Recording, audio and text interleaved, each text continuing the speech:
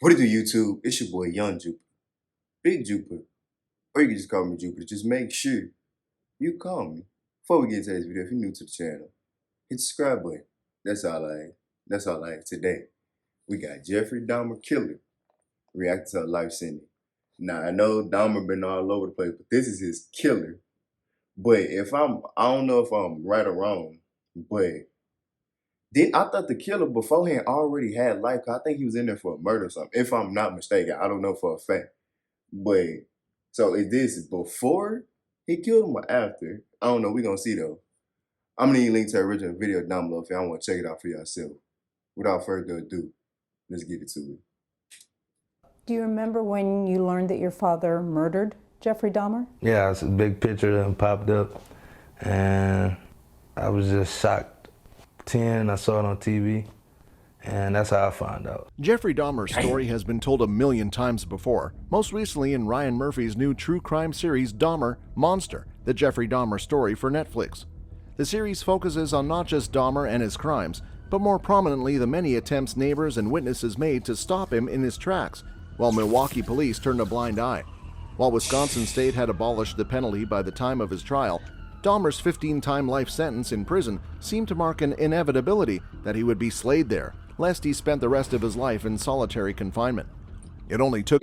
Yeah, it was pretty much inevitable for it not to have. I seen like the last episode of the show or whatever, and when the what's they call the guard, when he had walked away, it just felt a little suspicious, like he knew what was gonna happen. I don't know, maybe it just was me, but if you watch that last episode, it just seemed like he knew something was gonna happen. 2 years and 2 attempts for someone to take his life, with Christopher Scarver delivering the blow that ended the life of the man known as the Milwaukee Cannibal. By the time he was arrested in 1991, Dahmer had taken at least 17 lives, most of whom were young gay men of color. He had decapitated some, eaten body parts of others, and in some cases had tortured them before they met their maker. For many, the passing of Dahmer was seen as a blessing, blurring even the most stringent moral code.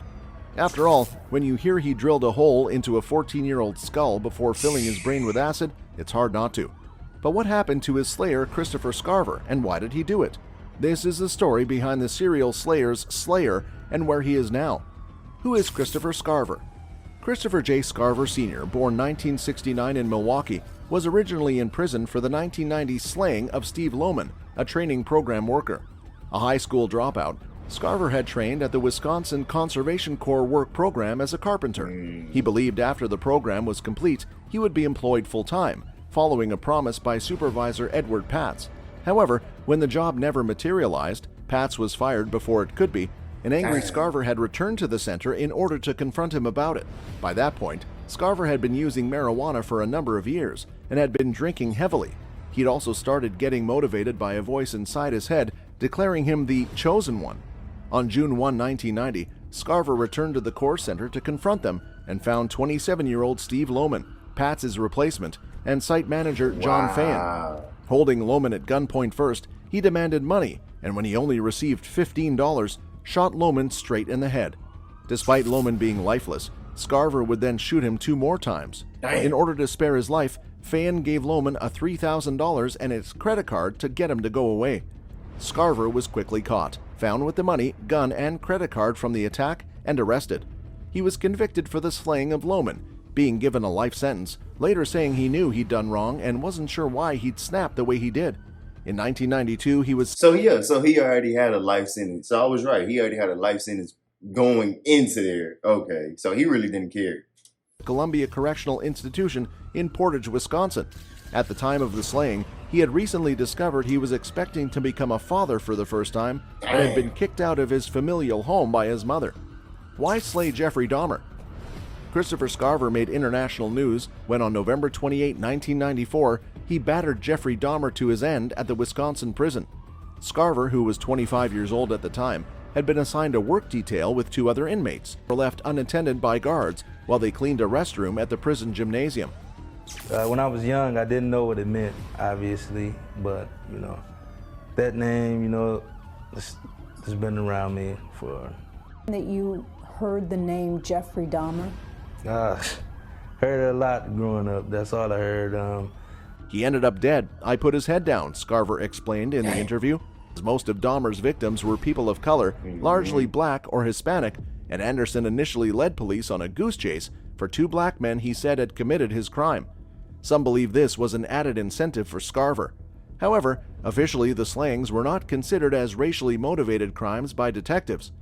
I needed some guidance. Bro, those detectives in that whole case were idiots. Like, I don't know, bro. That shit just, let me continue. And I just told him everything that I was going through, and he's starting to go down the wrong road. And I started to, well, that's why I wrote him. You know, I didn't know what to do, how I felt about me and his relationship, all those built up years, all that pain that I had, I finally just let it go. He crossed the line with some people, prisoners, prison staff. Some people who are in prison are repentant, but Dahmer was not one of them, he told the paper. He claims among Dahmer's pranks, he would use ketchup packets to mimic blood, and would shape prison food into the shape of body parts to play up his Milwaukee cannibal persona.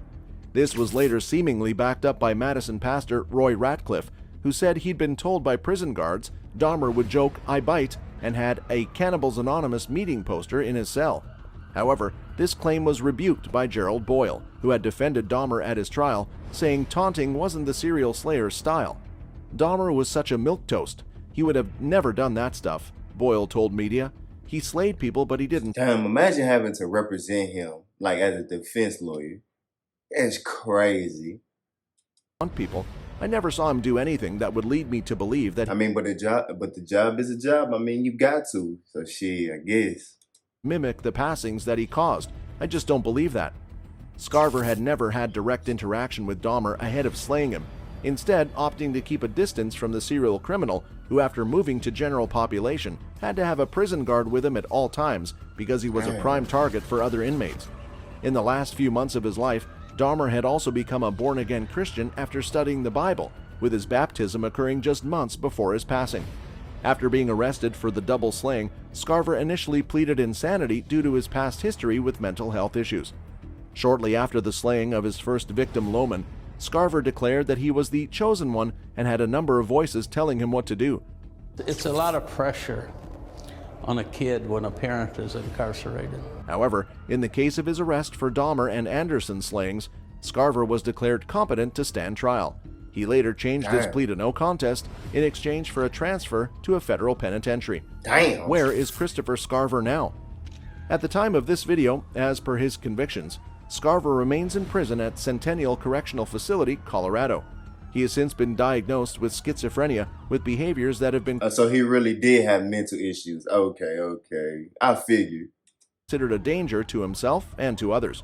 He continues to be highly religious and has turned to poetry as a hobby, even releasing his own books, Godseed and The Child Left Behind.